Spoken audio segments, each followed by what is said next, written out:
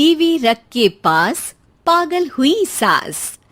आजकल वर्मा जी की पत्नी देवकी जी केबल पर रियलिटी शोज देख देख कर बहुत कुछ सीख रही हैं। जैसे आज तो वो सुबह सुबह बेसुरे आलाप ले रही हैं। सारे गामा माँ जी, सारे गामा पाधा नीसा होता है। अरे वो तो सब गाते हैं, ये मेरा स्टाइल है। आवाज तो कम कर लीजिए माँ जी, पर्दे फट जाएंगे कान के। ये कहो कि पर्दों में आग लग जाएगी। देखना, मेरी आवाज सुन के जज आग लगा देगी, आग लगा देगी, तू तो आग लगा देगी, ऐसा बोलेंगे। सरिता वहां से परेशान होकर चली जाती है और सास रियाज जारी रखती है। सारे गाओ, सारे नाचो। तभी बाबूजी दुकान से लौटते हैं। अरे देवकी, क्यों तानसेन बनी हुई है? कान से खून निकालोगी क्या? अरे क्या हुआ, रियाज तो करने दो मुझे। इसको रियाज बोलते हैं? ऐसा लग रहा है जैसे घोड़े हिना रहा है। घोड़े पे बैठ के ही बम्बई जाऊंगी मैं तो, जब जज साहब कहेंगे कि देवकी तुम मुंबई आ रही हो। जज साहब, वो अदालत वाले? अरे नहीं नहीं, बड़े लोग हैं, आप नहीं जानते हैं।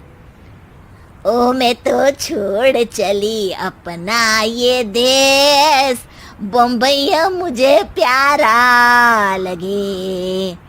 गाना गाती हुई देवकी चली जाती है और बाबूजी अपनी सरफिरी पत्नी के इस संगीत प्रेम की चर्चा करने बहू के पास चले जाते हैं। अरे सरिता बेटा, सुनो तो, ये तेरी सास को क्या हुआ है बेटा? सुबह तो अच्छा भला छोड़कर गया था इसे। सिंगर बनेगी अब वो। सिंगिंग रियलिटी शो में जाने की सुबह से तैयारियां चल रही हैं इनकी। हाँ, अब तो कोयल के सुर मेंढक छेड़ेगा। हे भगवान, सद्बुद्धि दो इसे। इधर बाबूजी भगवान को कहते हैं और उधर राधा रानी प्रकट हो जाती है, देवकी की मोहल्ले की सबसे पक्की दोस्त। क्यों री देवकी, काहे इतना गला फाड़ रही है? कोई चीखने चिल्लाने का कंपटीशन है क्या?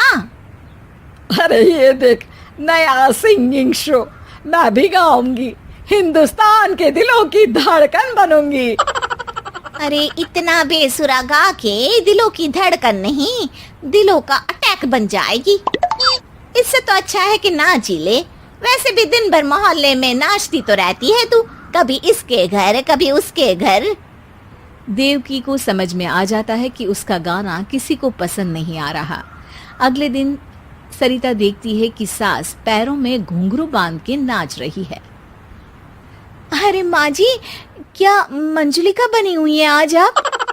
अरे नाचने दे बहू, जब तक है जान जाने जहां मैं नाचूंगी।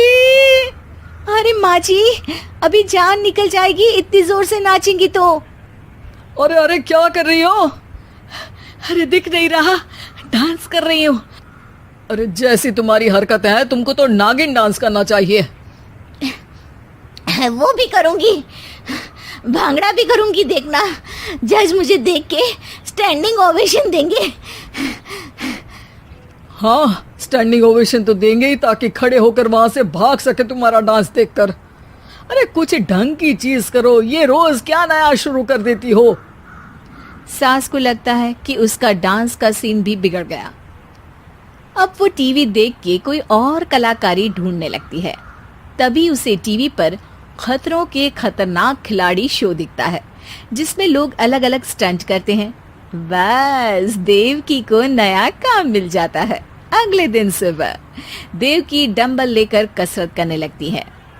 माँ जी, ये क्या कर रहे हैं आप? अरे खली जैसे बनकर खलबली मचा दूंगी। कल मैंने खतरों के खतरनाक खिलाड़ी देखा, और सोच लिया कि मुझे वही जाना है। हाँ बस। तभी वहाँ बाबूजी भी आ जाते हैं। अरे इतना भारी डंबल, अरे गिर मत जाना कहीं लेकर। अरे चुप करो, तुमसे कुछ नहीं होता इसका मतलब ऐसा नहीं कि मुझसे भी कुछ नहीं होगा। मैं तो खतरों के खतरनाक खिलाड़ी में जाने वाली हूँ। हाँ मैं तो इस शो में तभी गया था जब तुमसे शादी हुई थी। तुमसे शादी करना भी खतरों के खतरनाक खिलाड़ी में जाने से कम थोड़ी ना। अब चुप भी रहिए। अरे बहू, वो भारी वाला डंबल उठा कर ला तो। अरे नाना माँ जी, आप संभाल नहीं पाओगी। अरे मैंने टीवी में देखा था, एक आदमी कार उठा लेता है, इतना तो मैं उठा ही सकती हूँ ना। बहू घबराते हुए भारी वाले डंबल माँ के हाथ में दे देती है।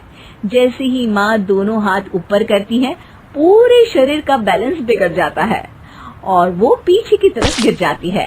डंबल जाकर टीवी में लगता है और टीवी फूट जाती है। माँ जी, उठिए माँ जी।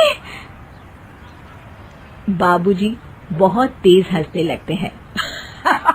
बाबा बाबा, टीवी और बीवी दो टेंशन थे मेरे, आज एक कम हो ही गया।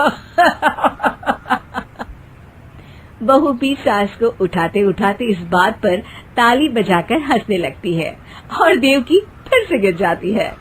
और इस बार देवकी भी अपनी बेवकूफी पे हंसी रोक नहीं पाती।